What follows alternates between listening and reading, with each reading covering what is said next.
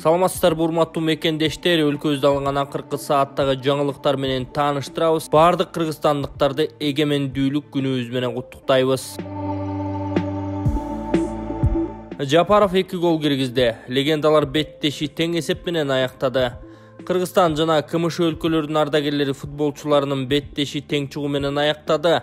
Кыргызстандыктардын командасында президент Садыр Жапаров да ойноп, каршылаштарга 2 гол киргизди.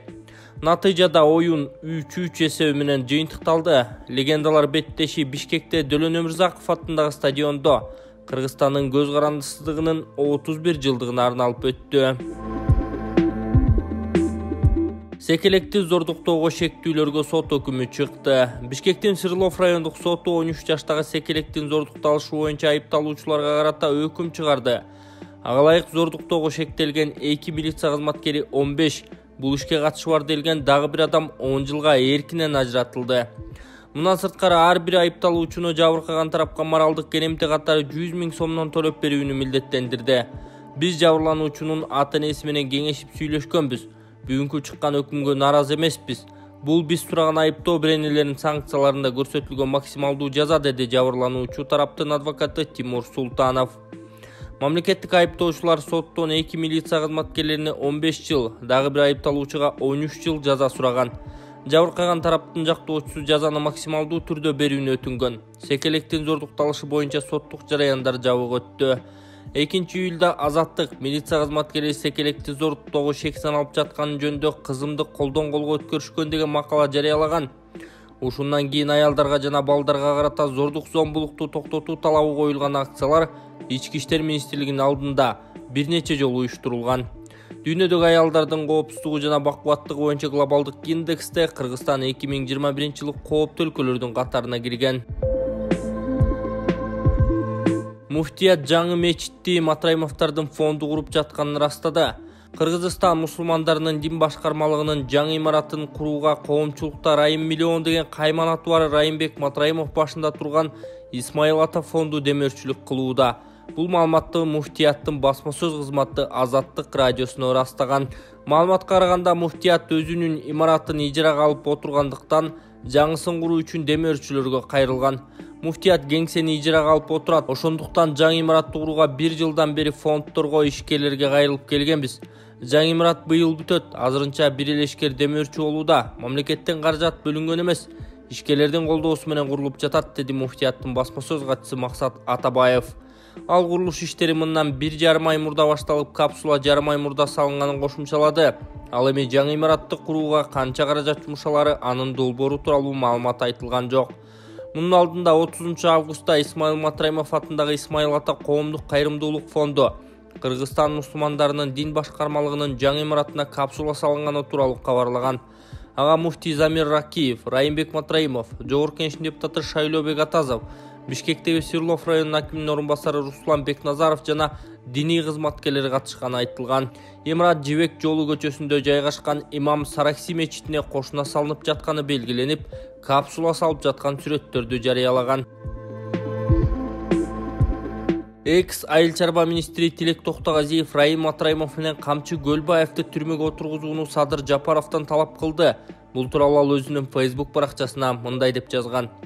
Райым Матраимов менен Камчы Көлбаев түрмөгө отурулмайынча, бул бийликтин коррупционерлер менен жана Камчыбек Ташиев айтмакчы уважаемый бандиттер менен күрөшүүсүнө элибиз ишенбейт. Балдарыңар да достошуп алгандай көрүнөт. Бул силердин бийлигиңердин табияты боюнча бизге көп кабар берет. Садыр Жапаров октябрдагы элдин наразычылыгына 2 жыл болооруна жакындап калды. Эмне ошол наразычылыктын себептерин бат эле унутуп койгонсуңарбы? Дос секретарь экөөңөр толук кандуу ишке киргениңерге көп болуп калды. Убакыт берилди. Эмне өзгөрдү? Эски эле система, эски эле каталар. Эсиңерге келип, чыныгы реформалар жасабасаңар, калыс кыргыз эл өзүнүн калыс чечимин бат эле чыгарып коет. Эгемен жаштар өсүп калган. Биз система өзгөрмөйүнчө тынбайбыз, өзгөрүүлөрдү талап кылабыз, деген Тилек Токтогазиев Садыр Жапаровго. Депутат Максатбек Сарбагышев кыргызстандыктарды эгемендик күнү менен куттуктады. Номер 36 бир мандаттуу Ысык көл шайлоо округунан шайланган эл өкүлү Максатбек Сарбагышев кыргызстандыктарды майрам менен куттуктады. Ал өзүнүн Facebook баракчасына мындай деп жазган. Бүгүн кыргыз эли эгемендикти алганына туура 31 жыл толду. Урматтуу кыргыз элим, дал ушул көз карандысыз болгон күнгө ата-бабалардын узак убакыт аракет кылуусунун натыйжасында эңсеп жеткен тилеги болгон десем жаңылышпайм. Эгемен жана көз карандысыз өлкө катары Кыргызстан бизге гана керек. Биз ар бир жаран мамлекетибизге болгон айыр мамилени күчөтүп, аталарыбыз кандай сактап келсе, биз дагы кийинки муунга ушундай өткөзүп берүү милдет экенин сезе билишибиз зарыл. Азыр биздин мамлекеттин мындан дагы өнүгүүсүн кааласак, бизге бир гана ынтымак керек. Баарыңыздарга узун ömүр, чын ден соолук, бакыт алай калайм.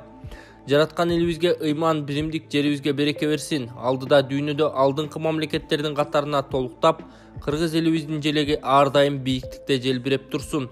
Дагы бир ирет майрамыбыз кут болсун деген эл өкүлү Максатбек Сарбагышев.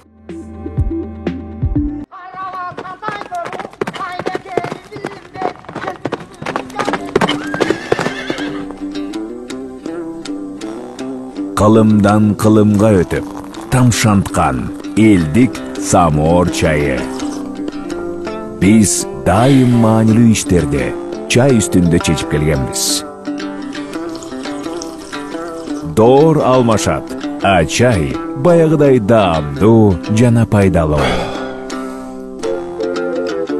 Бабалардан калган даам биз менен дайым бирге.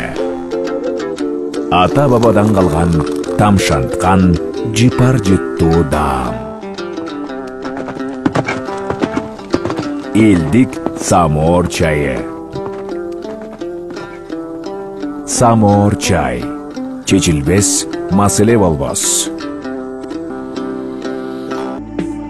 Кыргыз казак айтышында 8 акын финалга чыкты. 30 августта Токтогул Сатылганов атындагы Кыргыз улуттук филармонияда жарым финал болуп, анда 16 акын ат салышты. Ал эми бүгүн 31 августта финалда төмөнкү акындар сөз берметтерин төгүшөт.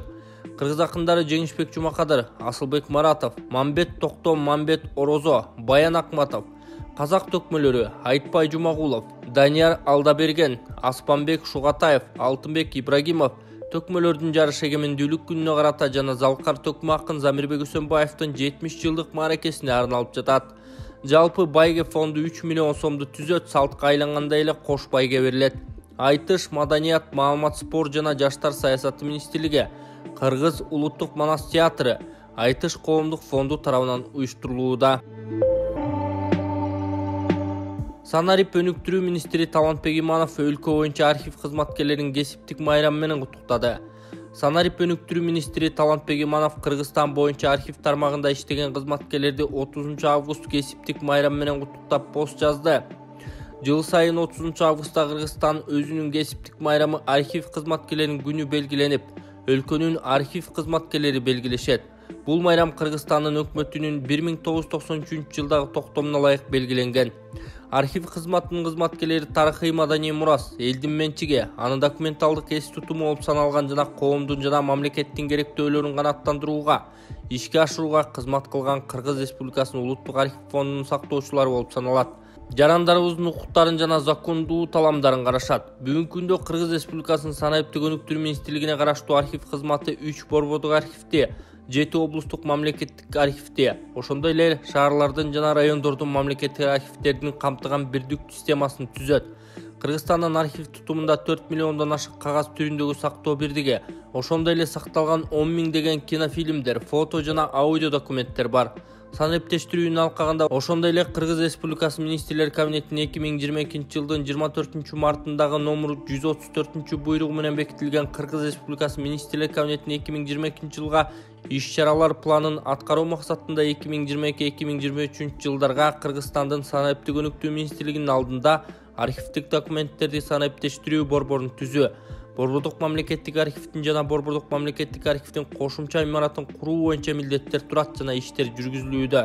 Кино, фото документтер, ошондой эле чет элдик архивдердеги Кыргызстан жана кыргыздар тууралуу архивдик документтерди аныктоо, Урматтуу кесиптештер, сиздердин ишиңиздер абдан маанилүү, анткени тарыхый чоң мааниге ээ. Кээде өтө назик документтердин сакталышы үчүн жоопкерчилик силердин мойнуңуздарда. Урматтуу кесиптештер, сиздердин кесиптик майрамыңыздар менен жана келе жаткан Кыргызстандын эгемендүүлүк күнү менен чын дилимден куттуктайм. Сиздерге чын ден соолук, бакубатчылык, бакытталай жана мамлекетибиздин тарыхын сактап калуудагы талыкпай ишиңиздерге ийгиликтерди каалайм деген министр Талантбек Иманов. Өлкөнүн желеги менен дүйнөнү түрө кыдырган Орзубек Назаров 56 жашта. Орзубек Назаров 1966 жылы 30 августта Кант шаарында төрөлүп, балалыгы ошол жакта өткөн. Болочоктогу атактуу спортчу мектепте окуп жүргөндө аябай тентек болгондуктан апасы Жорохан аны 10 жашында спорт залга алып барган. Алгачкы жолу беттешке 12 жашында 28 кг салмак менен чыгып атаандашын утуп алган соң спортко баш оту менен киришкен. Кийин 16 жашында өспүрүмдөр арасында СССРдин чемпиону, 18 жашында эл аралык класстагы спорт чебери даражасына жетишкен. Талыкпас эмгектин аркасында спорт сүйүүчүлөрдүн арасында СССРдин жаштар арасындагы мелдештин 4 жолку жеңүүчүсү, Европанын 2 жолку, СССРдин 3 жолку чемпиону болгон. Ал эми профессионалдар арасында Япониянын 5, Азия менен Океаниянын 6 жолку, дүйнөнүн 7 жолку чемпиону аталган. Спорт сүйүүчүлөрдүн арасында 165 жолу рингке чыгып, 153 ирет жеңишке жетишкен. Профессионалдык рингте 28 беттеш өткөрүп, анын 27син уткан, 23-ün нокаут менен. Сологой боксчу атаандаштарын боорго көбүрөөк муштаганы менен айырмаланган.